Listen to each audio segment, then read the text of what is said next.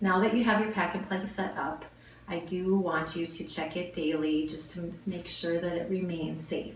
So things that I would like you to check every day would be that, first of all, that the locking mechanisms are always secure.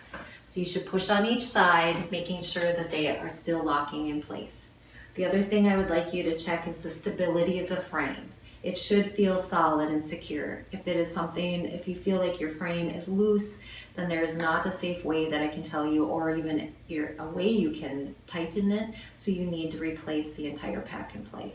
The other thing I want you to check is the mesh. So the mesh, all four sides, just to see if there aren't any tears or holes in it. If there are tears and holes in it, I do not know of a way that you can safely repair this. You do need to replace the entire pack and play. There's particle board sections within the pad. Those can become broken. They can also shift just because they can move if the stitching comes loose. The pad should always lie flat, completely flat, and the pad itself should meet the four corners of the frame. There should never be a time where there's space around there, because what can happen is the child's face can become entrapped in between the frame itself and the pad and either suffocate or, like I said, become entrapped. So that's something that would not be safe. Next, I'm going to talk about the sheets for your pack and play.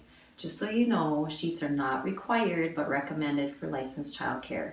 If the sheet does not fit properly, it is best to use it without a sheet, so at least you have a safe sleeping surface. Now I'm going to show you what an unfit or an improperly fitting sheet looks like.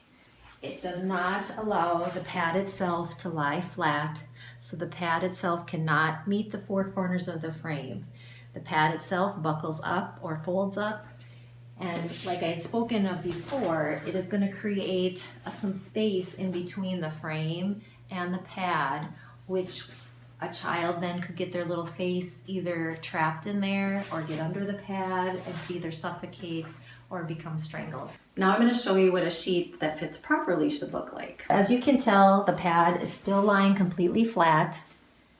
The pad itself can meet all four corners of the frame, and that is what you want to make sure that you always have if you're using a sheet.